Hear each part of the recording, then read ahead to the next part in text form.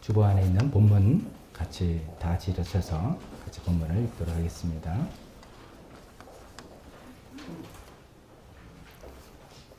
오늘 세 구절, 본문 세 구절을 삼았습니다.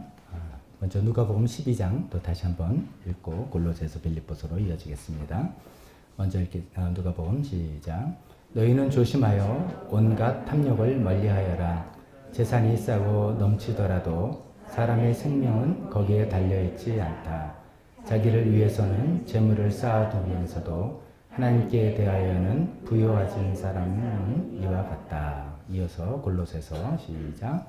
그러므로 땅에 속한 지체들의 일, 곧 음행과 더러움과 정욕과 악한 욕망과 탐욕을 죽이십시오.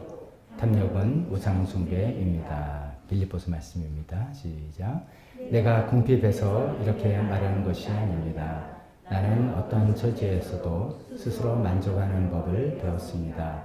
나는 비천하게 살 줄도 알고 풍족하게 살 줄도 압니다. 배부르거나 굶주리거나 풍족하거나 궁핍하거나 그 어떤 경우에도 적응할 수 있는 비결을 배웠습니다. 나에게 능력을 주시는 분 안에서 나는 모든 것을 할 수 있습니다. 아멘. 기도하겠습니다. 하나님 아버지, 계속해서 우리가 죽음에 이르는 죄를 하나씩 살펴보고 있는 중에 오늘은 탐욕에 대해서 생각해 보려고 합니다. 돈과 물질을 지나치게 욕심내는 이 탐욕이 우리 영혼을 얼마나 갉아먹는지 우리는 이미 잘 경험하고 있습니다. 또 이것을 갈망하는 것이 얼마나 우리에게 고통인지 또 우리 잘 알고 있습니다. 이 내용을 다시 한번 또 살펴보면서 또 어떻게 이 탐욕을 이겨낼 수 있는지 또 생각해 보면서 성령님의 도움을 구합니다. 예수님의 이름으로 기도했습니다. 아멘. 자리에 앉으시기 바랍니다.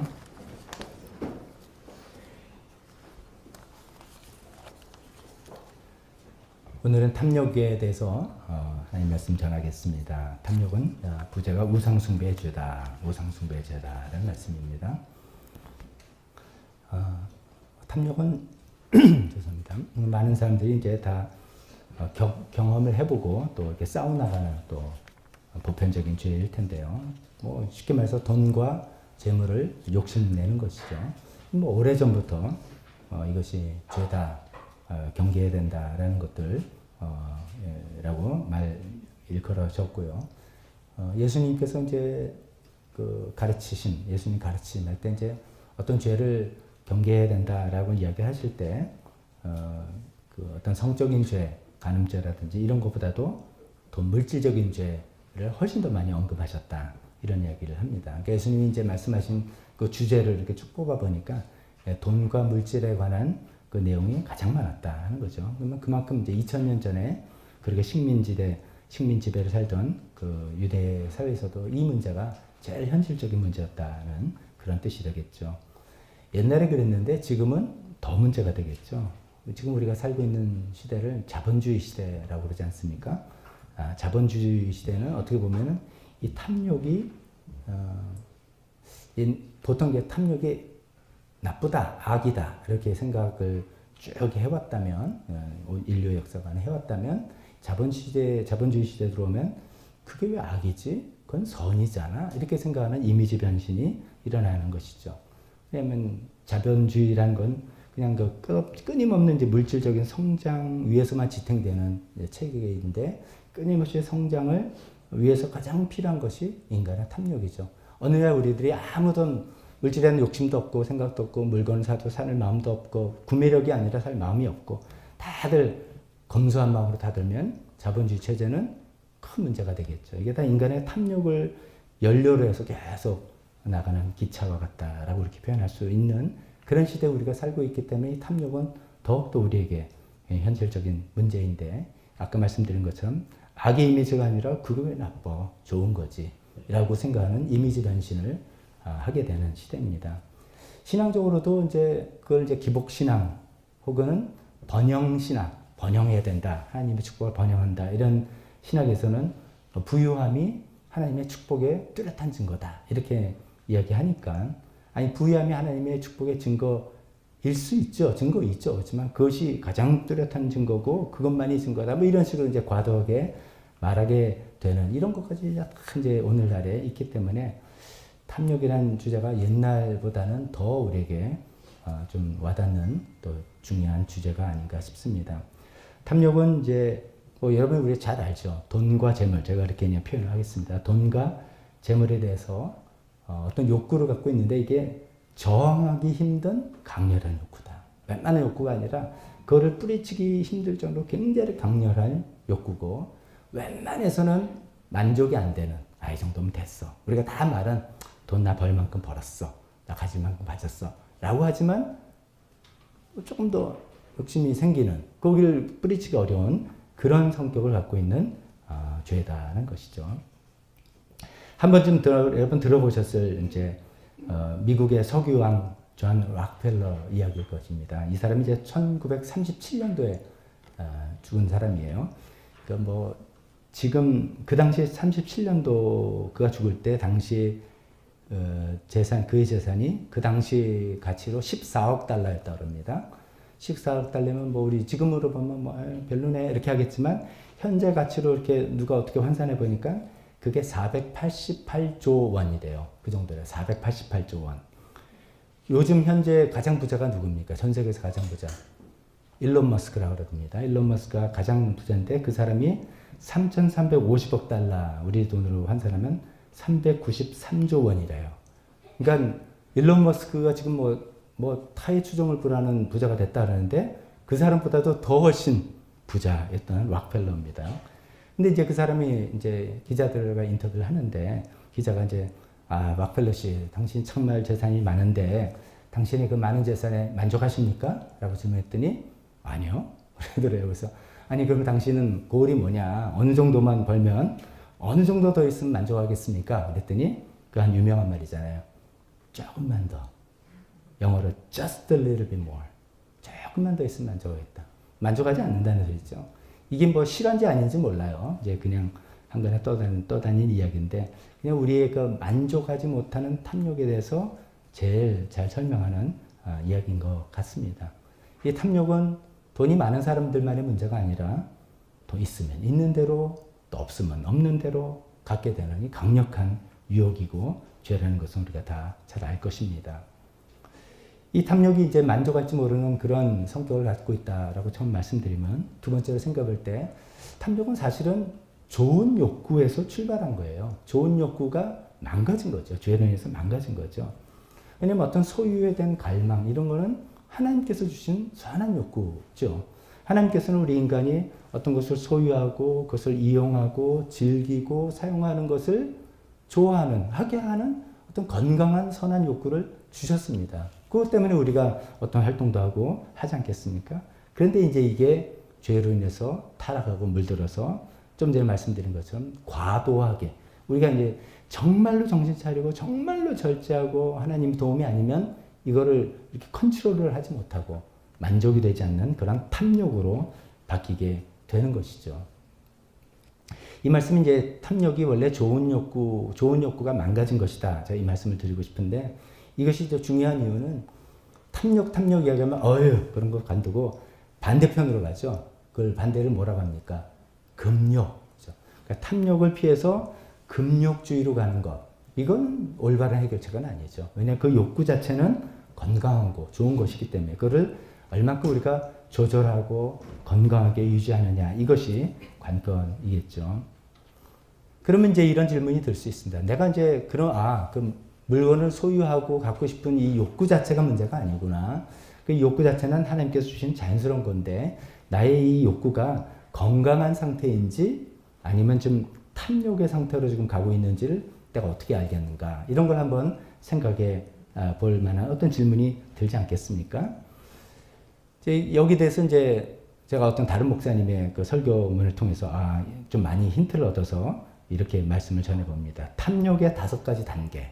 탐욕의 5가지 단계가 있다고 하는데 여러분 들어보시면서 내가 어느 단계인가 한번 스스로 점검을 한번 해보시기 바랍니다. 첫 번째는 이건 탐욕이라 할 수 없는 그런 단계죠. 어떤 필요가 있어서 소유를 한다. 필요에 의해서 물건을 사고 소유하는 단계. 즉이 건강하고 지극히 자연스러운 그런 단계죠. 우리가 다 그렇게 하나님께서 허락하신 거죠. 근데 그 단계를 넘어서 두 번째는 뭐냐면 소유 행위 자체를 사랑하는 단계. 소유하는 행위 자체를 사랑하는 단계. 즉, 어떤 필요가 있어서 물건을 소유하는 것을 좀 넘어서서 소유하는 행위 자체를 내가 즐기고 사랑하는 단계다. 이것이죠. 예를 들면 이제 어떤 물건이 필요해서 뭐 쇼핑을 하고 그런 단계를 좀 지나쳐서 가끔 이런 뭐 우리가 이런 표현을 쓰면 어떨까요? 쇼핑하면 막 나는 살아있는 느낌이 난다. 뭐 이런 거 있죠. 뭐 쇼핑할 때 내가 살맛이 나. 뭐 이런 거. 근데 그것은 어떤 물건을 필요해서 사는 것 이상을 넘어간 거죠. 그때 막 짜릿한 느낌이 나고 살아있는 느낌이 난다. 그러면은 아, 내가 뭔가 내 안에 탐욕이 시작됐나 보다라고 경고등을 울리는 게 좋을 것 같다고 합니다. 그러니까 소유 행위 자체를 사랑하는 두 번째 단계에 있다면, 세 번째 단계는 이 소유물과 자신을 동일시하는 단계. 이 소유, 내가 어떤 필요에 의해서 샀는데 이 필요에 사는 것 정도가 아니라 그 소유물이 나의 신분과 정체성을 나타낸다고 내가 철석까지 믿고 생각하는 것이죠. 그 대표적인 것이 명품을 소유하는 그 심리가 다 그런 거 아닙니까?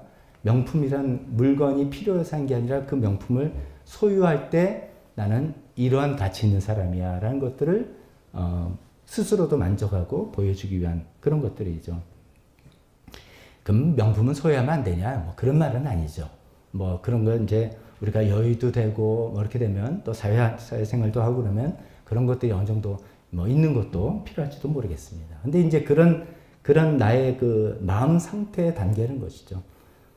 내 소유물이 나의 신분과 정체성을 나타낸다. 라고 생각하는 그 생각은 굉장히 위험한 것이죠. 우리가 신앙생활이라는 게 뭐 그냥 교회 다니고 하는 거다. 이렇게 생각하는 거 보지만 아닙니다. 정말 이런 것도 나의 신분은 나의 정체성 어디 있느냐?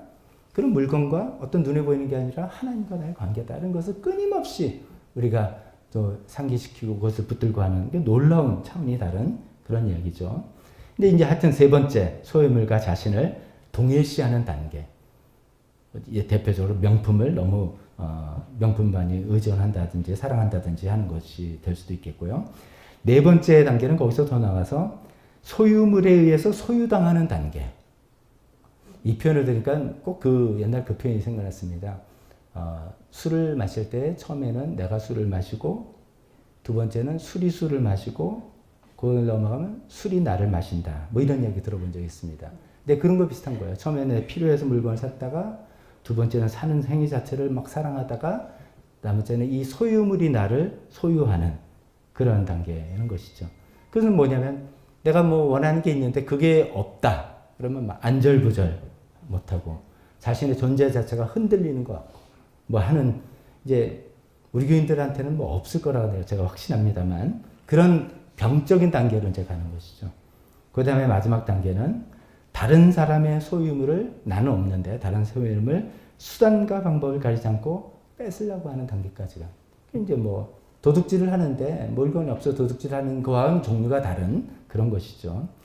뭐 그런 다른 사람의 소유물까지도 수단과 방법을 갖지 않고 뺏으려고 한다. 뭐 이런 단계까지도 이렇게 생각해 보면서 여러분 어떠세요? 여러분 몇 단계 지금 와 계십니까?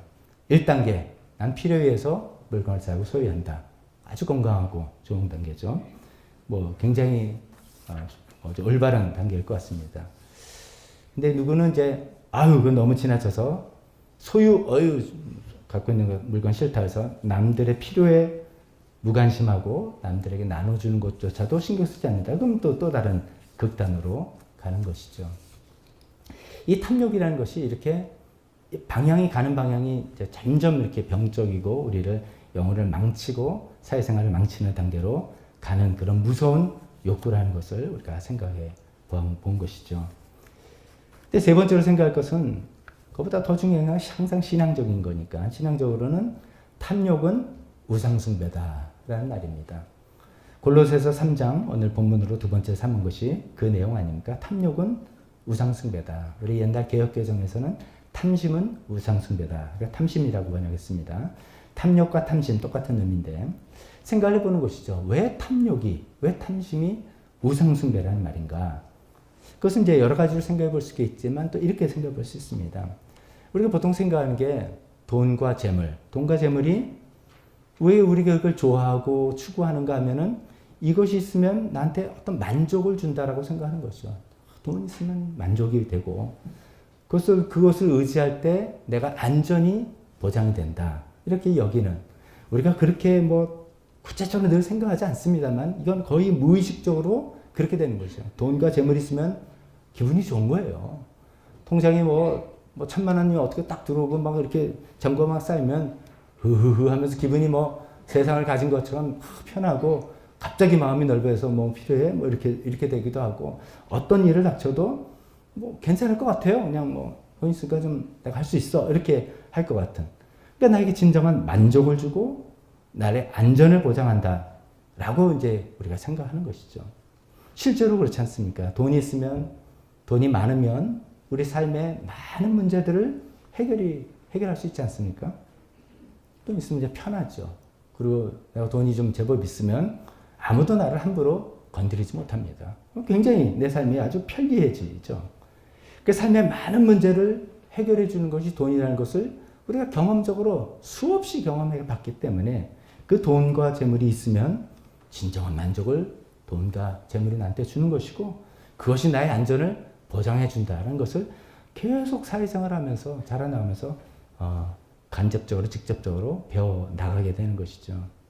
근데 이제 우리가 또 아는 것처럼 많은 문제를 해결해 줄 수는 있지만 모든 문제를 해결해 주지 못하는 것도 우리 깨닫지 않습니까? 돈으로 해결하지 못하는 것 뭐 있습니까? 많습니다. 어쩌면 우리 인생에서 진짜로 소중한 것은 돈으로 해결을 못합니다. 어떤 관계가 틀어졌는데 돈 줄 테니까 해결이 됩니까? 안 됩니다. 뭐 자녀 돈으로 해결됩니까? 안 됩니다. 나의 건강 돈 있으면 많이 그렇지만 부유한 사람이 건강도 많이 관리하고 장수한다라는 통계도 나오지만 건강이 문제가 생길 때 돈으로 해결이 안 되는 것이죠. 인생의 진짜 중요한 것은 돈으로 해결이 안 되는 것 우리가 또 보지 않습니까? 자 그런데 이제 이 돈은 이제 탐욕은 우리를 자꾸만 다르게 우리에게 속이는 것이죠. 자, 우리가 이제 돈으로 문제를 많은 것을 편리하게 해결할 수 있다고 알지만 돈이 모든 문제를 해결할 수 없다는 것을 우리가 또 알기 때문에 우리가 신앙적으로 이런 고백을 하는 거잖아요. 하나님만이 내 영혼에 진정한 만족을 주신 분이다. 하나님만이 내 영혼에, 내 육신의 만족, 이런 것도 뭐 돈으로 해결할 수 있지만 내 영혼의 만족, 내 영혼의 깊은 곳의 만족은 하나님만이 주신다. 이거 믿고 우리가 고백하는 게 신앙생활 아닙니까?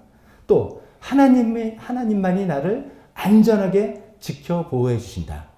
이걸 고백하는 게 신앙 아닙니까? 이게 사실 어쩌면 진짜 믿음이죠. 하나님이 내 영혼에 만족을 주시고 우리가 정말 그 영적 존재이기 때문에 하나님께서 내 영혼을 채워주신 것으로 내가 살아나가는 그런 존재이고 하나님께서 나를 정말 지켜 보호해 주시는 보호자시다라는 것을 믿는 그런 것이 신앙 고백 아니겠습니까? 오늘 첫 번째 본문 누가복음 12장 지난주에도 살펴봤던 어리석은 부자에 관한 이야기죠. 거기 끝에 이제 그 15절에 이런 이야기를 하지 않습니까? 온갖 탐욕을 멀리하여라. 탐욕은 많은 돈과 많은 재산을 창고를 늘려서 계속 이 부를 늘려나가려는 그런 마음이죠. 재산이 차고 넘치더라도 사람의 생명은 거기에 달려있지 않다. 재산이 아무리 많다 하더라도 돈이 아무리 많다 해도 사람의 생명이 거기에 달려있지 않다. 여기서 사람의 생명이라는 것은 살고 죽는 생명 그 이상입니다. 살고 죽는 생명이 아니라 좀 전에 우리가 말한 인생의 진정한 만족과 인생의 참된 안전 어디 있느냐. 다른 말로도 생각해 본다면 참된 행복이 어디 있느냐. 돈에 있지 않다. 그렇기 때문에 돈을 막 추구하는 탐욕을 멀리해라. 돈 대신에 하나님을 찾아라 라고 이야기하고 있는 것이죠. 이것은 이제 우리가 믿고 경험하고 신앙적으로 눈이 떠서 띄어져서 이렇게 나가는데 탐욕이 우상숭배인 것은 탐욕은 우리에게 그렇게 이야기하지 않죠. 탐욕은 우리에게 뭐라고 하냐면 네가 지금 인생에 만족이 좀 없지. 왜 그런지 알아? 돈이 좀 적어서 그래. 돈이 좀 적어서. 돈을 더 벌면 인생 탁 진정 만족이 올 거야. 이 인생이 요새 좀 불안불안하지? 왜 그런 줄 알아? 내가 가르쳐줄게. 돈이 적어서 그래. 더 벌어야 돼. 더 있어야 돼. 그러면 네 인생 빵빵하게 안전해. 라고 계속 우리를 유혹하는 것이죠.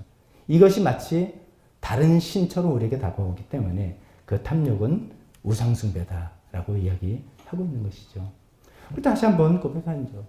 하나님만이 내 영혼에 진정한 만족을 주시는 분입니다. 하나님만이 나를 안전하게 지켜 보호하시는 분입니다.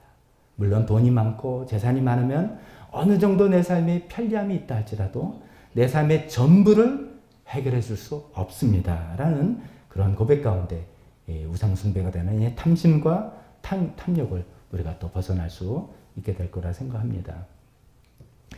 오늘은 이제 이 탐욕의 이제 뭐 나쁜 점, 위험한 점 이런 거를 제가 말씀드리는 것 대신에 왜냐면 이거 경험을 많이 했기 때문에 대신에 이것을 이기는 방법에 대해서 더 많은 시간을 할애해서 말씀을 준비해 봤습니다.